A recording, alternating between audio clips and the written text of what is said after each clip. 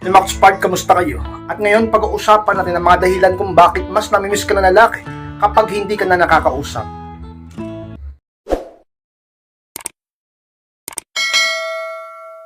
At kung handa na kayo, pasada po tayo at muli, be inspired.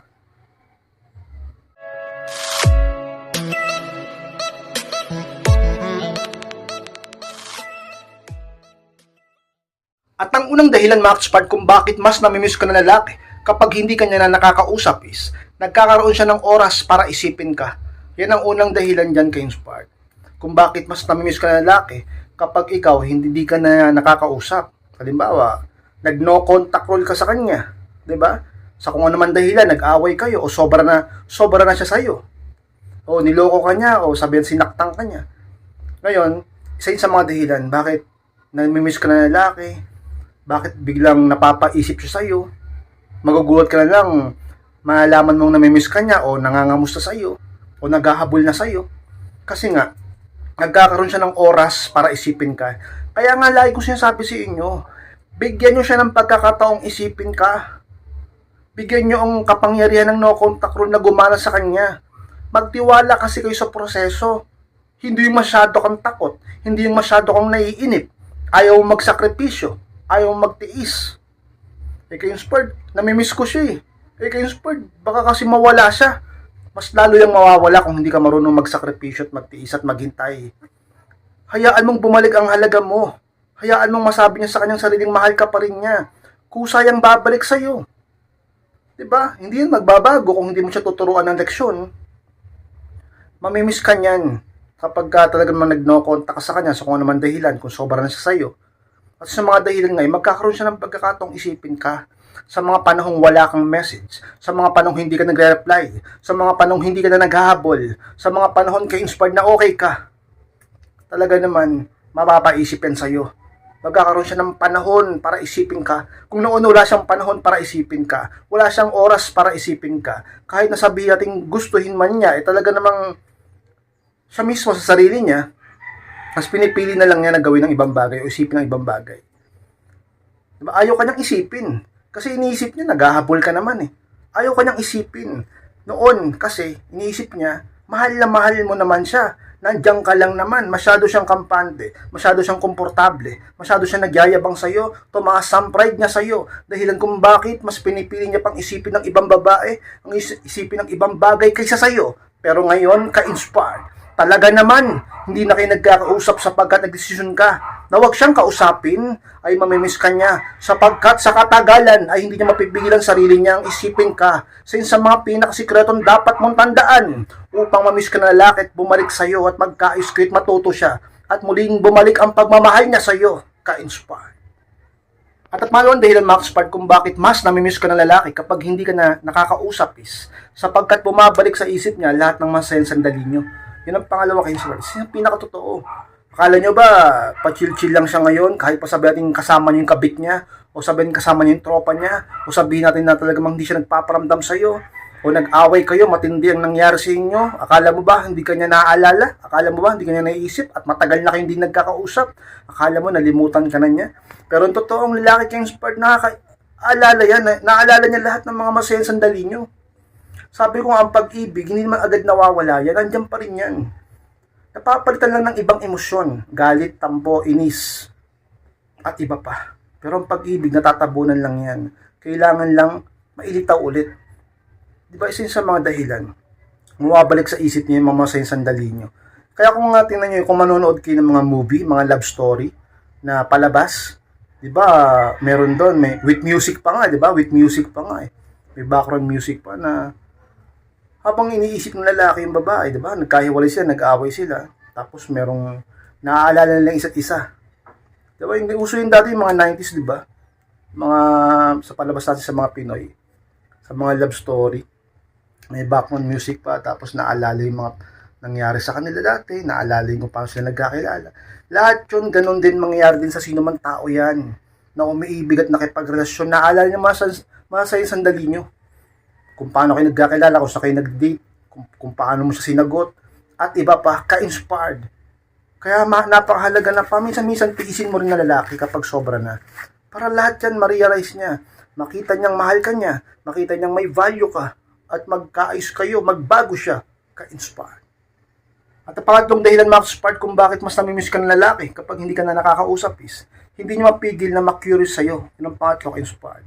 Alam niyo, sa pinakatotoo maka-curious at maka-curious talaga ang lalaki sa'yo. Lalo na kapag hindi ka na nagpaparamdam sa kanya, hindi mo na siya kinakausap, wala na kayong contact sa isa't isa. So, sa una, magmamatigas yan. Sa una, akala mo, hindi tinatablan yan. Sa una, parang walang apekto sa kanya o epekto sa kanya. At para bang okay lang sa kanya kahit matapos ang inyong relasyon. Kahit hindi na kayo nagkakausap. Sa una lang yun. Sa umpisa lang yun. Pero ang mga lalaki, gumagana lagi ang utak niyan. Kaya nga kami yung mga logical Utak din yun. Diba? Isipin ka niyan. Maalala niya lahat tungkol sa'yo. At maka-curious yan. Yan yung curiosity ang kalaban ng lalaki kapag ka nag-no contact rule ka sa kanya.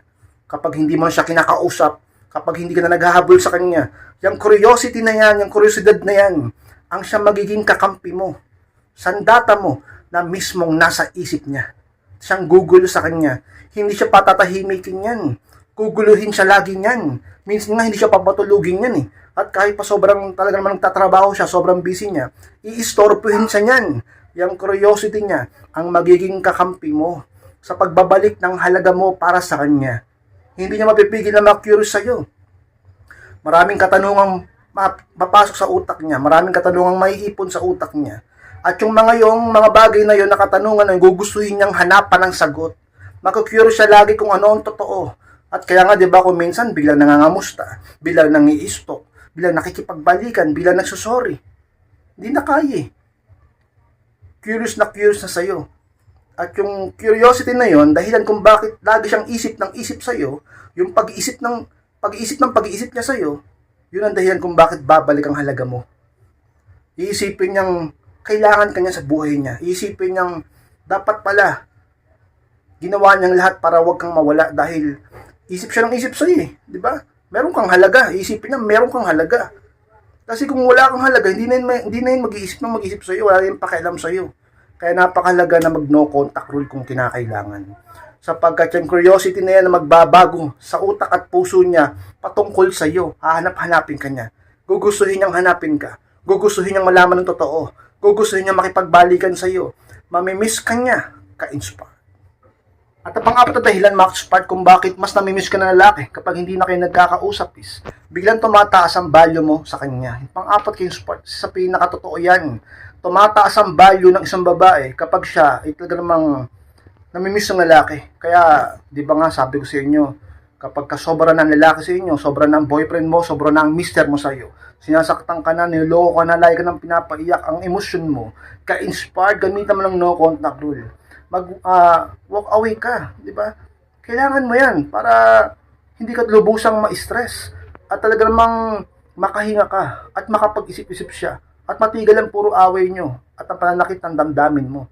Pag no contact rule ka inspired, habang naghihil ka, doon mas lalong bumabalik ang value mo. Tataas ang value mo sa lalaki ka inspired kapag hindi mo na siya kinakausap. Akala mo ba walang talab din sa kanya na hindi mo siya kinakausap? Na ini-ignore mo siya? Porket ba iniisip mong matapang siya? Porket ba iniisip mong matatag siya? At porket ba ang pagkakilala mo sa kanya walang pakialam? At ang pagkakilala mo sa kanya ay bad boy?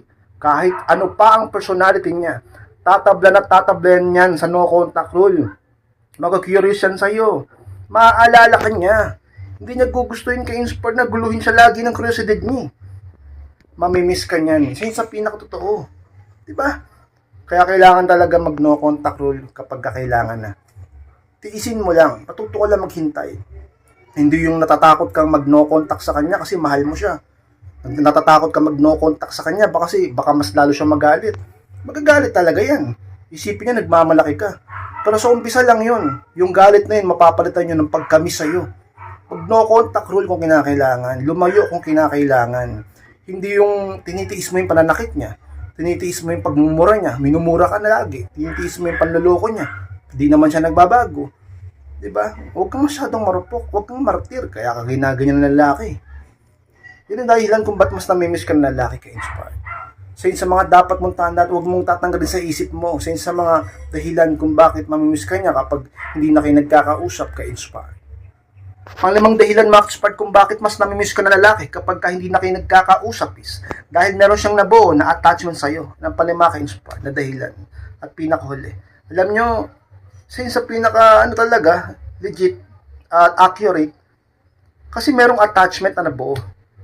Bakit tayo nalulungkot kapag nawala ang isang bagay, nawalang hayop ang alaga nating hayop, o pag nawalan tayo ng mahal natin sa buhay? Siyempre bukod sa pagmamahal, na-attach tayo sa tao na yun eh. Diba? O, halimbawa, magulang mo. Sino ba nakasama mo hanggang sa lumaki ka? Diba? Magulang mo. O yung kaibigan mo, na best friend mo. Ang dami niyong alaala, diba? May attachment dun. O kahit sabihin na yung alaga mong pet, kung ano mang alaga mo niyang aso, comment mo ka sa baba, ano bang inaalaga mong aso nung lahi? Kasi mahilig din ako sa mga mag-alaga ng aso eh. Ngayon, di ba, kahit sabihin natin maikli lang ang buhay nila kung minsan, o hayop na ano sila, sabihin natin aso, minamahal natin sila, may attachment. Pag nawawala nga, hinahanap mo eh. Pag, di ba, yung iba nga din, di ba, yung magutom, wag lang magutom yung aso nila. O yung gamit mo, o yung relo mo, yung gamit mo, yung pampaganda mo, yung hikaw mo, di ba? Pag nawala, nalulungkot ka rin kasi may attachment.